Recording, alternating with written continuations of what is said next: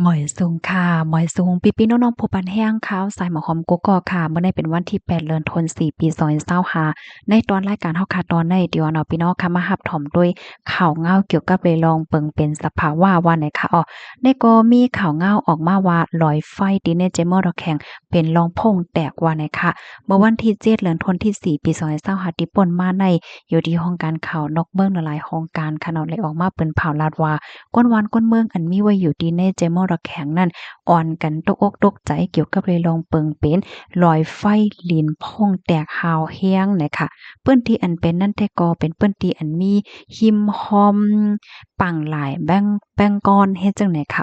ต่อถึงมื้อเร็วน้อยเด้ก็ยังอำไปมีเจ้าหน้าที่ภูมิปนพรเข้ามายืนยันเป็นทางการเนาะว่าเปิงเป็นปอกกำในมันมีลองเกี่ยวข้องกันตั้งแผ่นดินไหวอิงสันเมื่อวันที่28เดือนธันวาคมปี2025ที่ป่นมานั่นอยู่5ใน ก้อยกะว่าก้นวานเขาและก้นที่อันโฮบหันแต่ก็คาดล่ำว่ามันแลบติมีลองข้องเกี่ยวกันก้องเกี่ยวกันตั้งแผ่นดินไหวที่บนมันนั่นเฮ็ดให้ค่ะลอยไฟลิ้นอันพองแตกปอกกำในค่ะมันมีคิมหอมก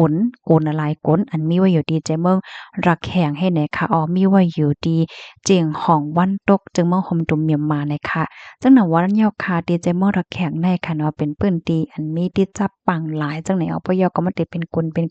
เฮเป็นปื้นตีอันเป็นกว่าเล็กกว่าเอวเฮ็ดจังไหนค่ะเปิงเป็นปอกกำในค่ะมันก่อมใจลอยไฟเหมือนจังหนังอันเฮาคักใกล้ และยินเลยคู่ให้ในคณะอันเป็นย้อนเปอว่าแมกมาไตลิ้นเนี่ยค่ะก้อยกะว่ามันเป็นรอยไฟอันลุกมาตีแต่เลยว่าข่อยลิ้นกลมลิ้นห้อนตั้งไตมันอันเป็นย้อนเปอเอ็นแห้งแก๊สพ่งแตกเสียก็มันก็เฮ็ดให้มีร้องพ่งแตกขึ้นมาเนินลิ้นเฮ็ดจังไหนค่ะเหมือนจังหนังหมอน้ำร้อนหมอน้ำอุ่นย่อยๆลงๆให้ไหนค่ะเนาะที่มันปุงขึ้นมาป่อขึ้นมาเฮ็ดจังไหนเนี่ยค่ะเบิ่งเป็นปอกกำในก็เฮ็ดให้ก้นหวานเขาในตกอกตกใจได้เตวาวาเนี่ยค่ะ ต่อถึงมื้อเลียวในค่ะเปซำว่าอำไปมีลองยืนยันที่ผู้ลงเหรียญเขากำซื้อว่ารอยไฟลิ้นอันโพ่งแตกปอกกำในมันเกี่ยวข้องกันตั้งแผ่นดินไหวอยู่5มันเกี่ยวข้องจอมอีหังย้อนเปิงหังแลมันเป็นจั่งไหนไหนเนาะไปมีผู้ลงเหรียญเขามาลาสังไหนค่ะก็เปิ้นว่าที่ในโมโหมตุมเมียมมามื้อเหลียวในค่ะเนาะเจ้าหน้าที่ภูมิปนพรเขาเปิ้นก็ตึกสุกจอมการจอยเทียมก้นทบเพแผ่นดินไหว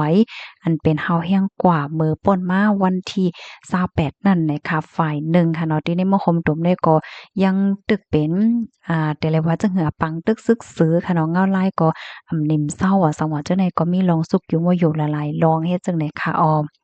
ต่อถึงเมื่อวานในค่ะเนาะก็ไลคู่ว่าเส้นสายหมายกดอันไลรู้เสียงสายใจย้อนเพราะว่าแผ่นดินไหวใน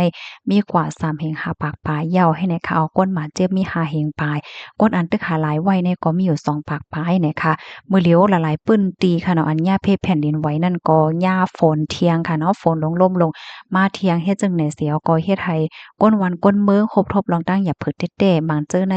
เดเลยว่ากว่ามุ้งพายางว่าสว่าอยู่จ้อมตั้งอยู่จ้อมกลางปางจังไหนก็ ยาพี่ฝนลงเทียงเฮ็ดไหนคะเพราะว่ามาด้วยมือเหลียวในอันโฮบทบลองตั้งอย่าเผิดเที่ยงในขณะมีก้นวานอ่านโหเฮงก่อมันไหนคะเลยอยู่ในหอในเคินอยู่จ้อมกลางปางอยู่จ้อมแต่เลยว่าจังอยู่ในซุมในซองหังเฮ็ดไหนคะเนาะอาหารราตั้งกินก็มีกลุ่มทนยาก็กลุ่มทนนำว่าไฟว่าจังในก็กลุ่มทนเหลือเสนั่นก็การใจตื้อเหมือนจังหนังว่าแรงโฟนว่าแรงอินเทอร์เน็ตว่าสังว่าจังไหนก็ไปเต็มโทนกันบางทีก็สิฟ้อนไล่บางทีก็จะฟ้อนไล่เงาไล่มันในได้ก็ยังตึกเป็นจังไหนอยู่เนี่ยค่ะตั้งฝ่าย UN เขาในคะเนาะก็ลาดว่ามื้อเหลียวในได้ก็เตเลยว่าทบตั้งหยาบอยู่หลายๆฝ่ายเฮ็ดจังไหนคะเนาะเฮียงในที่มอหมตุมในมืออ่อนตั้งมือไปเป็นแผ่นดินไหวนั่นก็มันก็มีลองปัญหาปฏิฆัดเนาะการวันการเมืองลองปังตึกว่าสังว่าเจอในเฮ็ดในนั้นน่ะนะกับในสมัญญาเพแผ่นดินไหวเที่ยงจังไหนคะค่ะข้อมูลอันในค่ะเลยปีมาที่ห้องการข่าวอมรินทร์ทีวีออกไว้ว่าไหนค่ะมื้อเหลียวในก้นวันในปื้นตีข่าวค่ะเนาะหลายๆที่เปิ้นก็ยังไม่ใจแทงว่า โกนั่นน่ะเนาะโกมันจึงว่าอยู่ๆเฮมันเตมีร้องโพงแตกออกมาจังในห้าเนี่ยมันจังหนังเมื่อป่นมาบางเปิ้นตีก็เลยเกิดขึ้นเปิงเป็นเหมือนหนังว่าลิ้นในมันหยดมันเป็นลูกเป็นลุมกว่าแล้วจังไหนก็มีค่ะเนาะเปิงเป็นไหวให้แผ่นดินไหวให้ไหนอ๋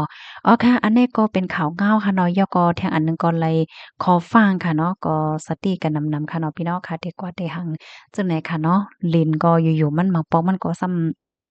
โหดหลายว่ามันติเป็นหือในหลายหันหลายก็มาปันตาหันถึงก็ว่าเป็นลองติหลีตกใจค่ะเนาะฮู้ว่าติเป็นหือแทงให้นั่นน่ะเนาะอ๋อค่ะลูกดีเนยเฮและกำในเฮาค่ะมาถ่อมด้วยข่าวเงาเทียงโหนหนึ่งค่ะข่าวโหนในที่ก็ตั้งฝ่ายของสีซึกมานเขาค่ะเนาะก็เลยออกมาลาดว่าประวัติเดจอยเทียมเพแผ่นดินไหวประวัตินี่จึงเดเลยย้อนควางตีซึกมันอ่อนต้างเฮ็ดให้ค่ะอ้อม ค่ะในก็อยู่ดีเกียมจอมจิกซึกมานค่ะเนาะไล่ออกมาลาดที่ในปางกลมซึกมานที่นี่ปิดออกเมื่อวันที่5เดือนธันวาคมปี2025นั่นว่าสังว่าเดเข้าจอยเถียมปื้นดีอันไลทบเพแผ่นดินไหวเพราะว่านี่จึงเดไลลงเดไลป่องลงนาย้อนเดเลยว่าย้อนขว้างตีของสิซึกมันเขาอ่อนตั้งเยาวจังเดพันลงเฮ็ดทางการจอยเถียมกว่าว่าไหน จุ่มเหตุการณ์จอยเทียมเขาเตไลต่างย้อนมาคอปันขว้างตาลงจอยเทียมแลเตไลคมมือเฮ็ดสร้างจอมผมมีปนพรเขาขวัญจังเตปันขว้างเฮ็ดสร้างนาการไลค่ะสังว่าจุ่มจอยเทียมและจุ่ม NGO เขามามีไว้อยู่ดีในเติงแลเจเมืองเจ้านั้นเป้าว่าเนี่ยจึงอยู่ที่โหเปาของเสซึ่งมานอุบเปิงในนาลินไผมันในขณะเพราะว่าจื้อเขาโฮมมือดังจุ่มจอยเทียมของเสซึ่งมานเขาในกวนจังปันขว้างเฮ็ดสร้างนาการตีในปื้นตีว่าไหนค่ะผู้อันตึกเหตุการณ์จอยเทียมปื้นตีอยู่นั่นค่ะเนาะก็ลั่นในว่าลองเขาเฮ็ดจังไหนในมันเฮ็ดให้การอันเดเขาจอยเทียมนั้นนานเพียวดีอันโหลตั้งจอยเทียมอันโหลลองหิบเน็ตจังไหนลองซึกมันเขามักค้านแปลจังหนังในเตจังตุ้มเตอ จื้ออันถูกหลีลู่เซงก็จังลู่เซงก็เป็นไรเฮ็ดจังไหนคะอ้อสืบลาเทียงว่าป้อว่าให้ฮับป้อว่าให้ไปขอปันขว้างตีของเสียซึ่งมันเขายาวจังๆลงจอยเทียมในก้นอันเตลู่เซงสายแปดก้นเตลู่เป็ดละลายกุ้ยในนาเหมือนดังไหลหนังไปด้วยลองลู่ตายปากหน้าปากตากว่าจังนั้นกุ้ยยาวในเขาจำหนังเส้นสายไม้อันตั้งฝ่าย ขอเสียซึ่งมันค่ะเก็บไว้นั่นค่ะก้นเมืองอันในรูเซนสายใจย้อนปอแผ่นดินไหวต่อถึงวันที่หานั้นมีกว่า3เอง4ปากภายก้นหมัดเจ็บก็มีอยู่4เฮงปลายเนี่ยค่ะเนาะก้นอันตึกหาหลายไว้ก็มีเนี่ยค่ะข้อมูลตอนในคาลิปีมาดีห้องการข่าวเงาหางเสียงใต้เตรียมต่างไว้เนี่ยค่ะเกี่ยวกับไปลองเส้นสายไม้ก้นรูซิงและก้นหมัดเจ็บเนี่ยจังมีลองแปลกเปิงแหลกหลายค่ะนะก็เพราะว่ามันมีลองอัปเดตกูวันค่ะเนาะมันก็เป็นวันที่8ยาวเฮ็ดไหนค่ะอ๋อ ยินจมพี่น้องค่ะกูก็ที่รับถ่อมปันแห้งค่ะย้อนสู้ปันให้พี่น้องเฮาอยู่ลีกินหวานยาก็รอดเพกันกูก็ค่ะเอาค่ะหมอยสงค่ะยินจมดีใจกันสืบเพิ่นแพ่แช่ปันป้าค่ะเนาะเอาค่ะยินจมค่ะหมอยสงค่ะ